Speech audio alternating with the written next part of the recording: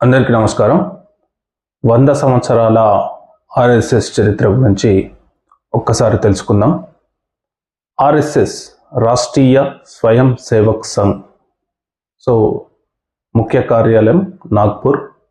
ఉద్దేశం భారతీయ సంస్కృతిని, హిందూ సనాతన ధర్మాన్ని మరియు దేశభక్తిని పెంపొందించడం.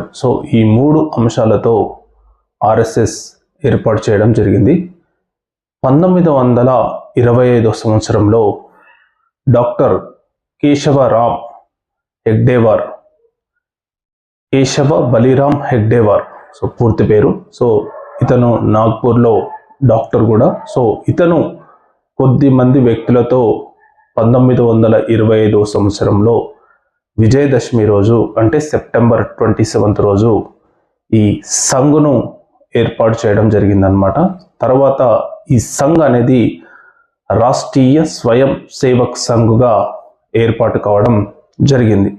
1940 సంవత్సరంలో కేశవ బలిరామ్ హెగ్డేవార్ చనిపోవడం జరిగింది. ఆ తర్వాత గోల్వాంకర్ ఆధ్వర్యంలో ఈ ఆర్ఎస్ఎస్ సరసంచాలకుగా గోల్వాంకర్ ఉండి ఈ ఆర్ఎస్ఎస్ను విస్తృత ప్రచారం చేయడం జరిగింది. ఇతనిని గురూజీగా పిలుస్తారు, హెగ్డేవార్ను డాక్టర్ జీగా పిలుస్తారు. వీళ్ళిద్దరి కృషి వల్లనే ఆర్ఎస్ఎస్ అనేది చాలా ప్రభావితంగా వెళ్ళడం జరిగింది. ఆ తర్వాత ఆర్ఎస్ఎస్ పలు శాఖలను ఏర్పాటు చేయడం జరిగింది. అందులో భాగంగానే బీజేపీ అంటే ఫస్ట్ జనసంఘ్ అన్నమాట. ఆ తర్వాత బీజేపీ ఏర్పాటు చేయడం జరిగింది. ఆ తర్వాత ఏబీవీపీ, తర్వాత చాలా శాఖలు అంటే దాదాపుగా ఇప్పుడు ప్రజెంట్గా 1,23,000 శాఖలతో ఆర్ఎస్ఎస్ ప్రపంచంలోనే అతిపెద్ద ఎన్జిఓగా ఒక రికార్డు సృష్టించడం జరిగింది. ఇంత పెద్ద సంస్థ ప్రపంచంలో, ఇన్ని శాఖలు కలిగిన సంస్థ ప్రపంచంలో ఎక్కడా లేదంటే నమ్మశక్యం కాదు. ఆర్ఎస్ఎస్ 3 సార్లు భారతదేశంలో బ్యాన్ కావడం జరిగింది.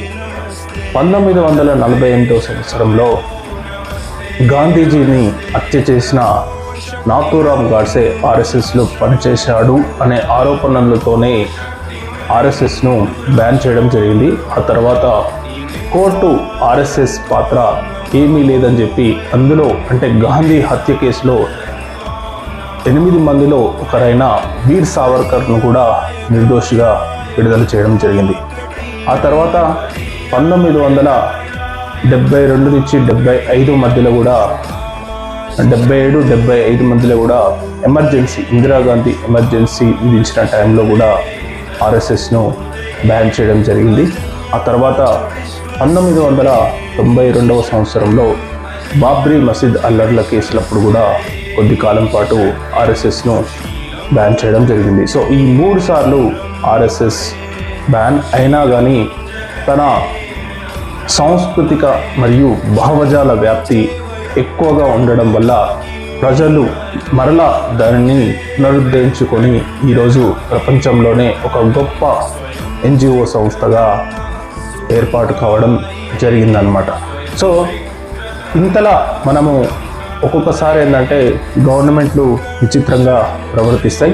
1962 సంవత్సరంలో ఆర్ఎస్ఎస్ చేసిన సేవలకు గాను అప్పటి రిపబ్లిక్ పరేడ్లో ఆర్ఎస్ఎస్కు ఒక గొప్ప పురస్కారాన్ని కూడా లభించడం జరిగిందనమాట. ఎందుకంటే అప్పటి చైనా వార్ కానీ పాకిస్తాన్ వార్లో కానీ ఆర్ఎస్ఎస్ విశేషమైన కృషి చేసినందుకు మరి అప్పటి భారతీయ జవాన్లకు వాళ్ళ కుటుంబ సభ్యులకు ఎంతో మనోధైర్యం చెప్పి ఎంతో కొంత సహాయం చేసినందుకు గాను భారతదేశ ప్రభుత్వం ఆర్ఎస్ఎస్ సేవలను గుర్తించి రిపబ్లిక్ పరేడ్కు కూడా అనుమతి ఇవ్వడం జరిగింది. తర్వాత కొన్ని కారణాల వల్ల కొన్నిసార్లు బ్యాన్ కావడం జరిగిందనమాట. ఇది పూర్తిగా ఆర్ఎస్ఎస్ యొక్క మూల చరిత్ర అనమాట. ప్రజెంట్గా ఇప్పుడు ఆర్ఎస్ఎస్ సంఘ్ సంచాలకుగా మోహన్ భగవత్ ప్రజెంట్గా ఉన్నాడు. మోహన్ భగవత్ ఆధ్వర్యంలోనే ఈ ఆర్ఎస్ఎస్ నడుస్తుంది. ముఖ్య కార్యాలయం వచ్చేసి నాగపూర్. ఇందులో ఒక ఎప్పుడైనా సరే ఆర్ఎస్ఎస్ వాళ్ళు సమావేశాలకు ముందు ఒక గేయాన్ని ఆలపిస్తారనమాట. సో అది సంస్కృతంలో రచించిన నమస్తే సదావత్సలే మాతృభూమి. సో ఈ గేయాన్ని సంస్కృతంలో ద్వారకానాథ్ మదిలే అతను ఆర్ఎస్ఎస్లో ఉన్నప్పుడు అతను సంస్కృతంలో రచించాడు. ఈ గేయం అనేది చాలామందిలో దేశభక్తిని మరియు హిందూ సనాతన ధర్మాన్ని వ్యక్తపరుస్తుందన్నమాట. సో 100 ఇయర్స్లో ఎన్నో ఒడిదుడుకులు ఎదుర్కొని ఈరోజు భారతదేశంలో నెంబర్ 1 అంటే భారతదేశంలోనే కాకుండా ప్రపంచంలోనే ఒక నెంబర్ 1 హిందూ సాంస్కృతిక సామాజిక సంస్థగా ఆర్ఎస్ఎస్ ఎదిగింది. ముఖ్యంగా బీజేపీ అధికారంలోకి రావడానికి మరియు ఇప్పటికీ బీజేపీ 21 రాష్ట్రాలలో తన ప్రభుత్వాన్ని ఏర్పాటు చేయడానికి ఒక బలమైన కార్యకర్తలు ఆర్ఎస్ఎస్లో ఉండడం. సో ఆర్ఎస్ఎస్ బేస్మెంట్లో అంటే తన రూట్స్లోకి వెళ్ళి ఆర్ఎస్ఎస్ పనిచేయడం వల్లనే బీజేపీ ఇంతలా సక్సెస్ సాధిస్తుందని చెప్పి చాలామంది పొలిటికల్ విశ్లేషకులు కూడా చెప్తుంటారు. కానీ ఎప్పుడు ఆర్ఎస్ఎస్ మేము పొలిటికల్గా ఇన్వాల్వ్ కాము అని ఎప్పుడు ప్రకటనలు ఇస్తూనే ఉన్నా చాలామంది ఏం చేస్తారంటే ఆర్ఎస్ఎస్ కార్యకర్తలు స్వార్థం అంటే నిస్వార్థంగా పనిచేస్తూ తమ ఏదైతే సాంస్కృతిక పరంగా బలోపేతం చేయాలన్న ఉద్దేశంతోనే వాళ్ళు రూట్స్లో ఎక్కువగా పనిచేస్తుంటారని చెప్తుంటారనమాట. సో ఈ విధంగా 100 సంవత్సరాల చరిత్ర కలిగిన ఆర్ఎస్ఎస్ సో ఈరోజు ప్రబలంగా ఎదిగి ప్రపంచంలోనే ఒక గొప్ప సాంస్కృతిక సంస్థగా ఎదిగి ఎన్నో శాఖలను నిర్వహిస్తూ మరియు